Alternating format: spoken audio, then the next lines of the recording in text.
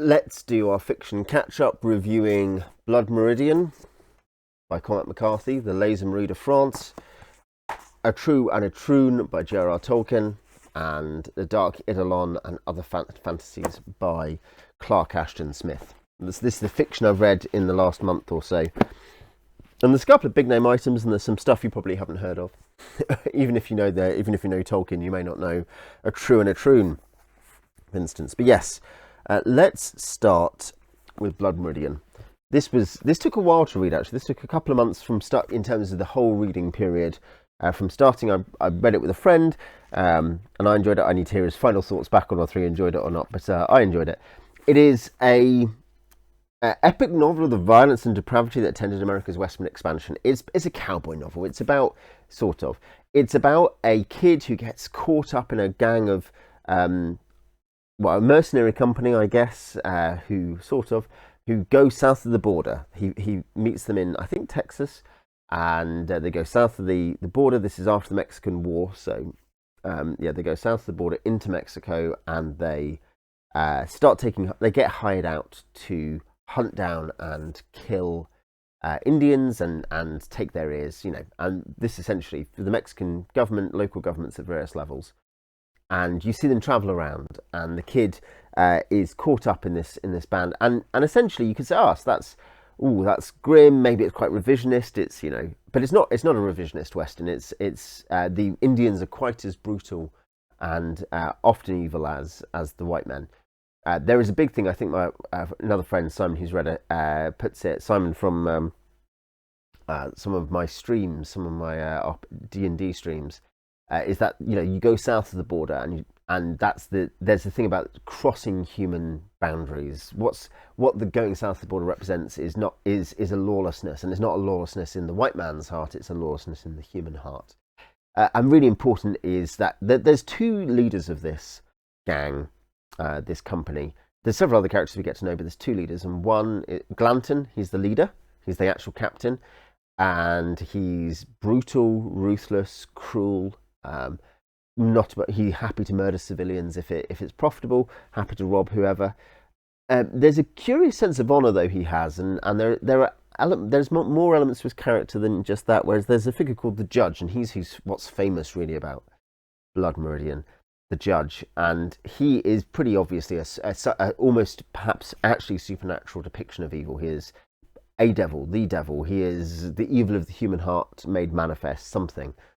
And he's fascinating, he's intelligent, he's interested in the new science, the 19th century, he's interested in Darwin, he's a modern man.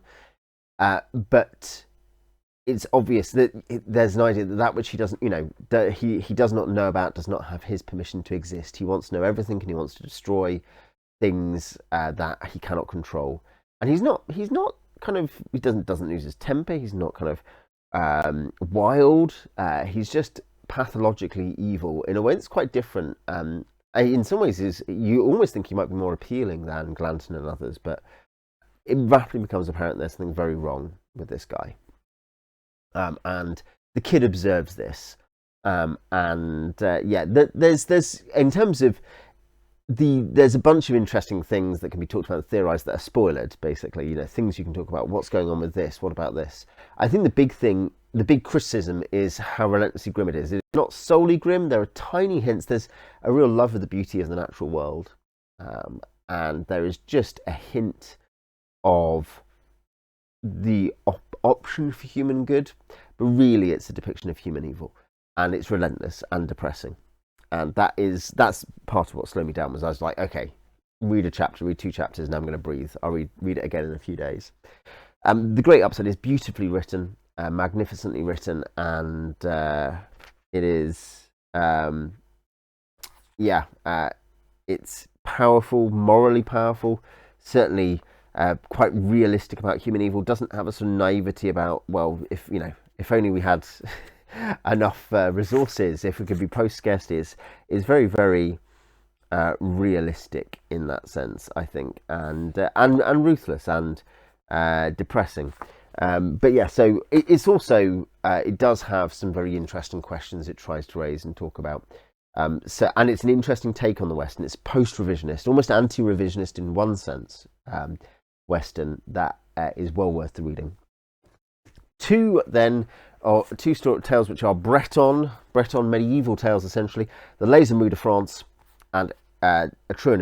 I think there's actually 3 poems in this. Itroun is the longest, and then there's 2 Corrigan poems. For Tolkien, it's half translation, half adaptation. It's complicated. There's some textual history given by Vernon Flieger, the editor, who worked with Chris Tolkien on it, it is more of an adaptation, say, than his Gawain and the Green Knight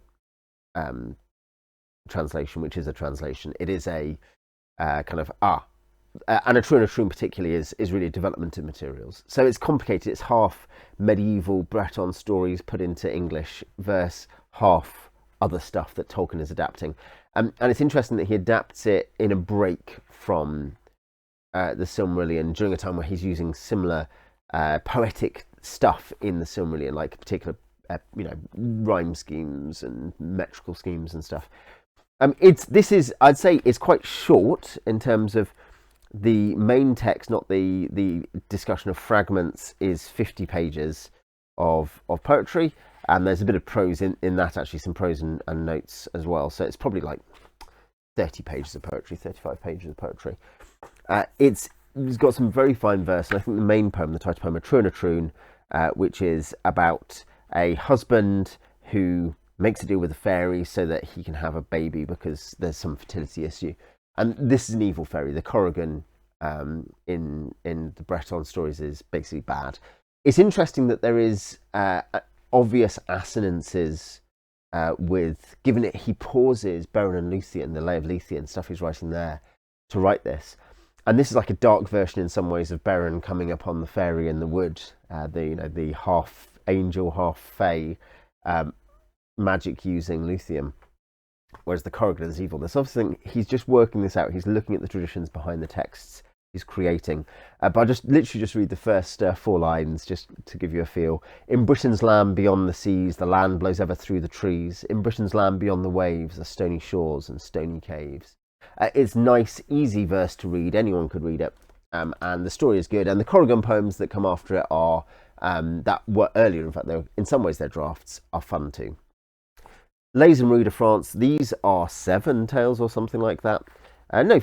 12 tales of some Arthurian. There's some actually about kind of Arthurian stories. There's one that refers to the tale of Tristan. There's others that are about adaptations of other older Breton stories. There's a whole bunch of materials in this. So yeah, there's a variety of materials. There's Arthur, Tristan, Breton lay, other Breton stories. Most of them nearly all of them are about knights and ladies. Many of them are love stories. Many of them are examples of one idea of the chivalrous romance. That is to say, the idea of the knight who pays court to a married lady. Not all of them are. Some are more traditional kind of romances, which is interesting, by the way, in terms of when we look at what chivalrous romance means. There's a whole valence of meanings, polyvalence. For Chrétien, most of his, who's the big Arthurian French writer, most of his romances are quite orthodox, and one time it's not, and he doesn't enjoy writing as much. For Marie, unorthodox romances are more common, including ones that are presented as evil as well, such as in one where the husband becomes a werewolf and the wife ends up getting a lover who helps try to get rid of the husband, and then there's vengeance upon the attempted vengeance on those who have done this. These are translated into prose. It's the same for the Penguin Chrétien. There is a sample of Old French. This is Old Northern French verse at the back. You can see, and that's quite fun. It's fun to read that and to read Chrétien, and with my schoolboy French, it's interesting to pick up bits and pieces where you can kind of tell the vibe that's been gone for. But the point is that it's a prose translation. You can read it as if it was a novel in that sense. This is really good fun. It's quite easy reading as well. Maria is quite short. It's 140 pages, including the introduction. So it's like 100 pages of main text, I think. Something like that. Less than that, about 80 pages of main text. So short read, easy read. Some wonderful invention. Some exciting tales. Some good stuff to kind of add to your Arthurian stock of knowledge. And it's a really important text for English Arthur texts later. It influences them one way or another. So yes, I enjoyed that. I think it's more important in this area than the Tolkien adaptation of similar background stories. They're both adapting. Brittany, by the way, is Little Britain. It's called that because it's the land of Britain, Britain's land across the seas, where Celts went to as refugees from the Saxons. This is a more important source than Tolkien, though you do get some textual stuff for Tolkien, which is interesting. Finally, The Dark Eidolon and Other Fantasies. This is 250 pages of short stories, something like that.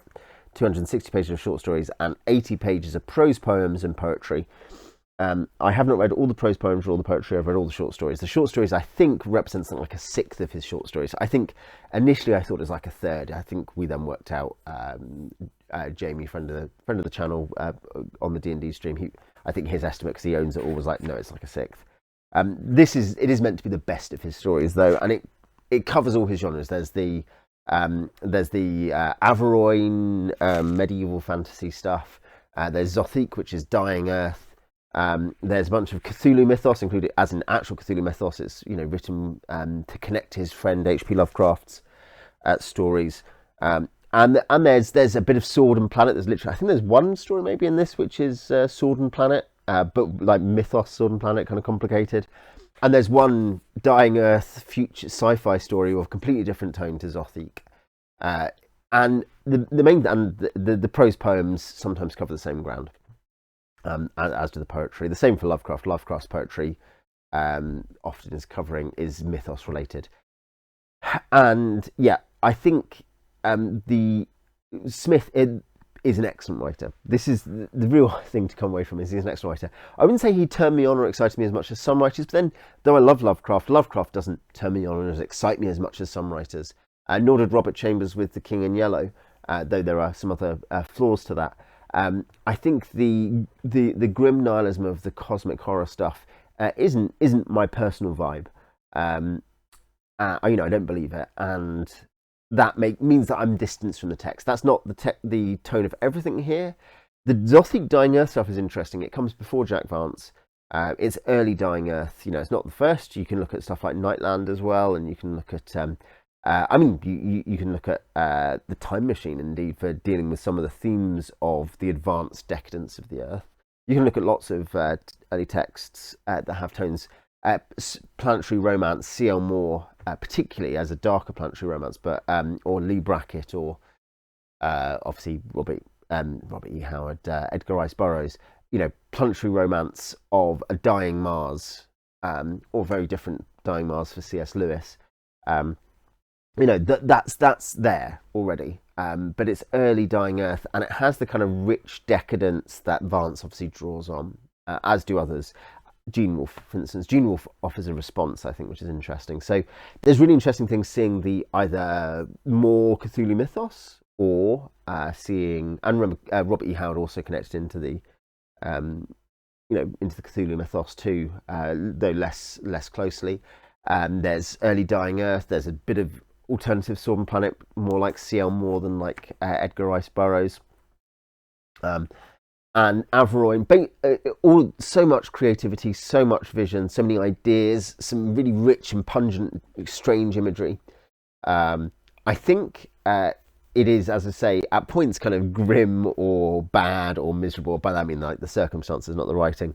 And that means, there's a degree, much as with Blood Meridian, of you taste a bit and you're like, that's enough for me. It's a very heady brew, but very enjoyable nonetheless. I think, I don't know how he compares in my head yet. I need to think about it too. I think he's probably a more complete writer than Lovecraft, though Lovecraft has Lovecraft's strange psychological pathologies do give him real power, which maybe for Smith there is less of that kind of intense power. But I think Smith is also a very, very fine writer, very beautiful writer. And in his later stories, there's some, for short stories, Z3 is, I guess, 40 pages, so it's a novelette, really. But for short stories and novelettes, he increasingly grows into a confidence in structure. There's often very clever structures and stuff in the later stories that work well. Like, by clever, I don't mean complicated, I just mean they're confident, well put together. There's often multiple things going on that are executed very well in a short space.